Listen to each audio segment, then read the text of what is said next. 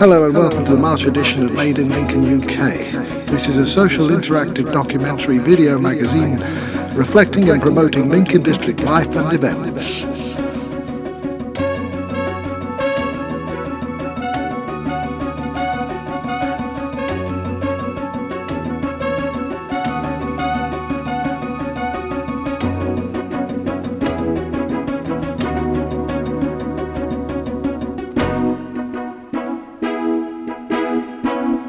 To get this edition off the ground, I thought I'd go for a walkabout.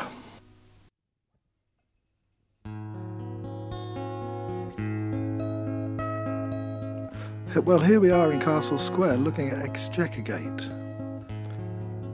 One can hardly fail to notice that particularly old timbered building at this corner of Castle Square and Belgate. It was built in about 1543 and it is believed to have been the residence of a city merchant of Edward VI period.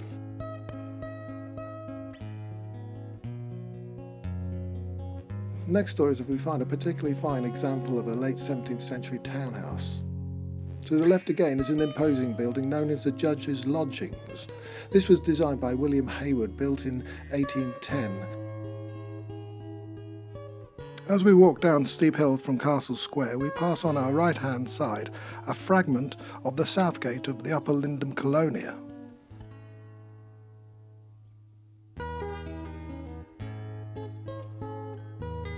And here we have an excellent example of a Norman domestic architecture. The rounded arched window on the upper right and the round front door. This is a Harlequin, a 16th century building. It was originally an inn. It dominates the corner of Steep Hill and Michaelgate. The area in front of it was an ancient cloth market, and senior citizens still occasionally refer to it as a drapery. As we come down the Steep Hill a bit further, we come across Harding House. This was probably a merchant's house, and it is 16th century. Note the timber-framed upper floors. This suggests it was used for weaving, for Lincoln was also famous as a cloth-making centre. This is Cobb Hall. This was added to the northeast corner of the castle in the early 13th century so that archers and crossbowmen could cover the line of ditches on the north and east sides of the castle. In the 18th century it had a conical thatched roof, but this was replaced by a flat lead one when the county gallows were transferred to it in 1817 from the northwest corner of the castle. The last public execution here was that of William Pickett, aged 20, and Henry Carey, aged 24, for the murder of William Stevenson at Sibsey in 1849. At the point where the steep hill and the straight begins, there are two architectural gems. As we face them on our left is the Jew's House, around 1170. It is probably the best known house of its period in England, the other being known as the Jew's Court.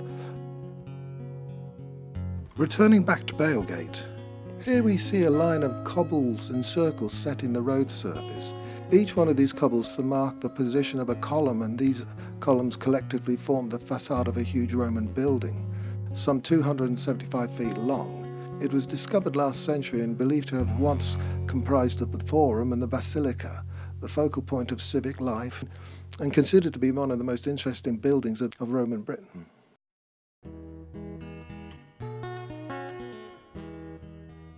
Here is the back wall of the Basilica and Forum complex, which is to be found at Westbite.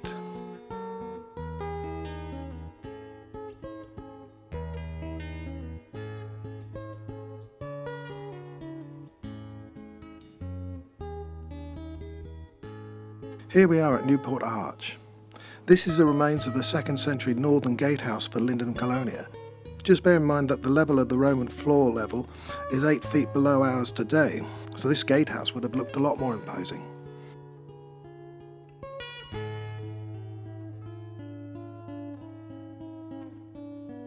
Moving along Eastbite, and you come across some remnants of the colony's north wall, which would have been fronted by a large ditch.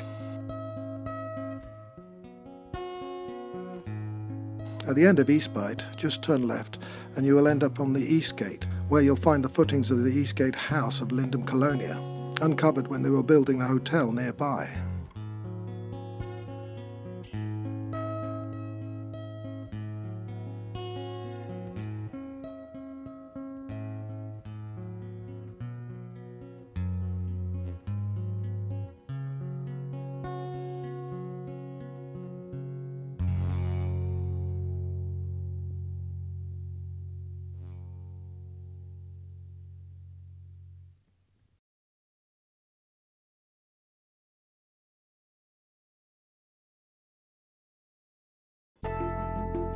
Hi, I'm Paul Phoebe, owner of In-House Design. We're a family-run business based in Lincoln. We offer a bespoke service on all of our products which gives discerning clients the inspiration, freedom and ability to create a kitchen or bathroom that fits their dreams. And a full comprehensive design service and fitting of the highest quality. Please pop in for a chat at our showroom on Burton Road, Lincoln, or alternatively, visit our website to arrange an appointment and we'll take it from there. We hope to see you soon.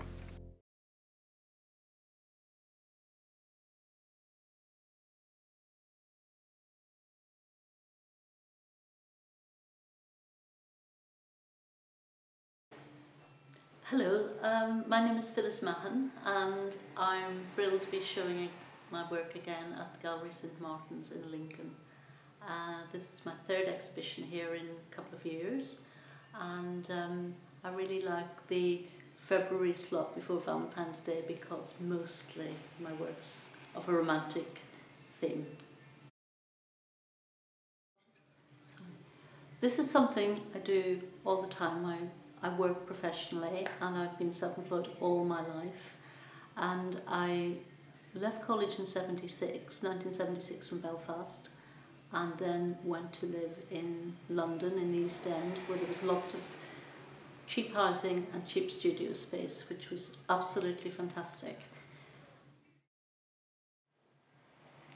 I was born and raised in Northern Ireland in County Tyrone, and grew up there, went to convent grammar school where a really interesting nun pointed me off in the direction of art college, and I think if it hadn't been for her enthusiasm, I don't know what I would have drifted off into, but spent 5 years in Belfast, and then when I graduated I moved to London and lived and worked there till 1992, so I spent a good 16 years living in the East End.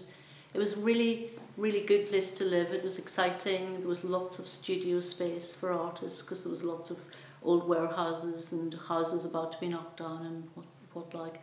So I lived there until I moved up to Lincolnshire in 1992, at the very end of 1992. And I've continued to be self-employed all those years since leaving college in 76. I've always exhibited widely. Not just in the UK and Ireland, but in various places, America, Hong Kong once, and really like sharing my work with people, but essentially it's something that I feel I really have to do for myself. It's almost like it's like a visual diary, but not very specifically, but I feel that if I didn't have the outlet to work, I would be lost. I really have to do it. And I'm more or less compelled to do it, and it's great when people like my work and can relate to it. And I like recently I've got into being able to photograph my own work and draw on iPad, and that's a really nice way to share work with people.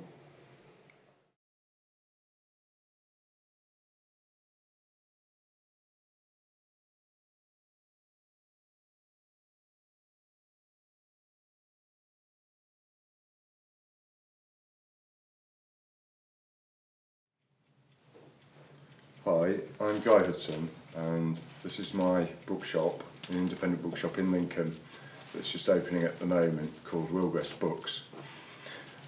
Our main interest as an independent bookshop is to stock and promote books from independent publishers.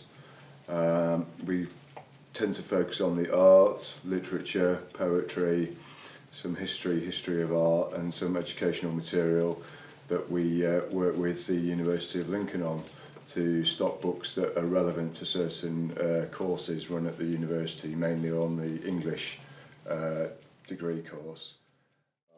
And we do poetry events. We have a guest poet coming to do a poetry reading, and anyone is invited. Groups are invited here especially. They can use the room to put on a writing group, a reading group.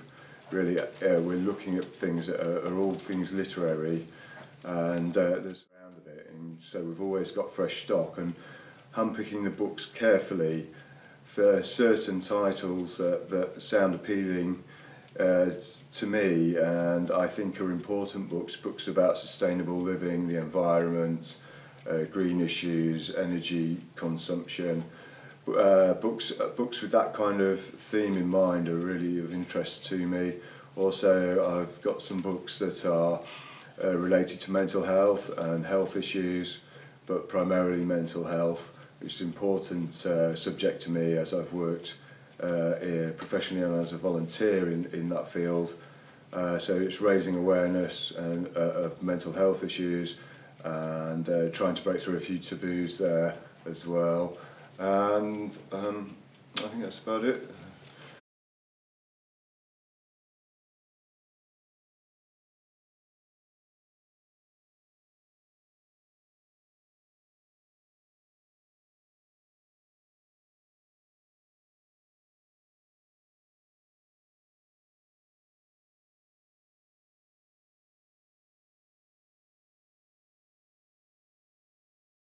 Hello, I'm Oxjam. I am the coordinator for Oxjam Lincoln 2015. Oxjam Lincoln 2015 is all about raising the profile for Lincoln music and also raising funds for Oxfam. I've done Oxjam Lincoln, this is my second year as the coordinator, and here we are in the Jolly Brewer, one of our events. One of our events will be hosted here at the Jolly Brewer. We came here last year and we did an event called Roxjam, which was pretty much self-explanatory, rock music. And yeah, so this year we're looking for more musicians to take part, volunteers to help out, and also venues which will host our events as well. But yeah, I'm a volunteer. I'm passionate about music, go to lots of local gigs and also travel around the UK, following lots of bands I'm into. I'm into lots of different kinds of music. Predominantly I'm an indie girl. But yeah, this is a passion of mine. I love organising events. I do that in my day job. But yeah, this year we're hoping to get more people involved, get the profile of Oxjam Lincoln heightened, and also get people along to venues which they've not been to before. And when is this? This year our events will mainly be taking part between August to October. Most of our events will take part in October.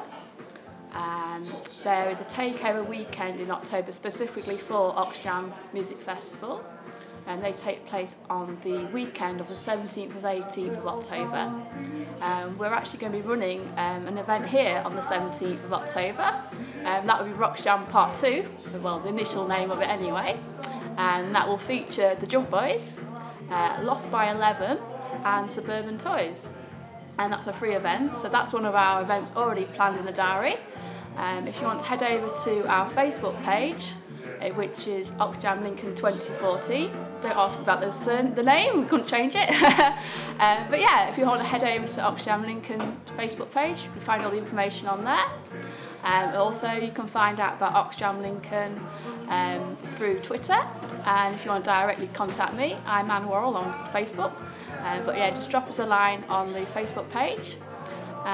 If you want to find out more about Oxjam Music Festival, you can head over to the Oxfam website and all the information's on there. Just put Oxjam in the search bar and you'll find all the information there.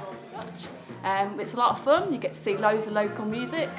It's good CV for your CV with lots of meeting people, working with teams, fundraising, event organisation, and it's a good cause. At the end of the day, we're promoting local music for a global impact. But our little hashtag is Love Lincoln, Love Music Live. So if you love Lincoln, if you love music, drop us a line, get involved with Oxjam Lincoln. Thank you.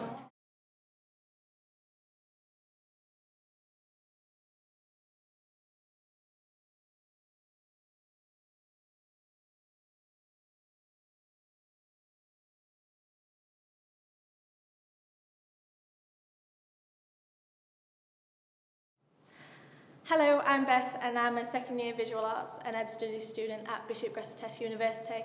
I'm here on the last day of our exhibition at the Sanscora Gallery, and it's a collection of our visual arts pieces from the visual arts second year students.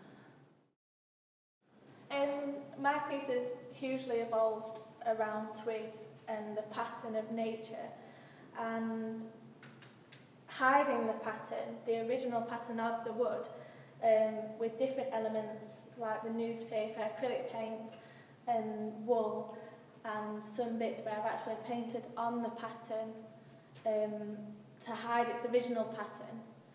And the bit about the newspaper is that I'm hiding its true identity with something that it's been made out of, and all different forms. So I've got the big pieces and the tiny pieces, and then the really minuscule pieces that have actually got bits of text of newspaper on it that I was quite interested in.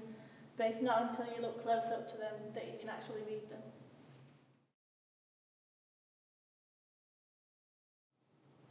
I'm Abby and I'm a second year visual arts student. This is a piece of my work. I look at mood and identity, but I rely mostly on the use of texture and surfaces to create my work. A flat piece of work is boring to me, so I try and bring it out of the canvas with layers and heavy paintwork. And like I've got string wrapped around this one to try and give it a bit of depth.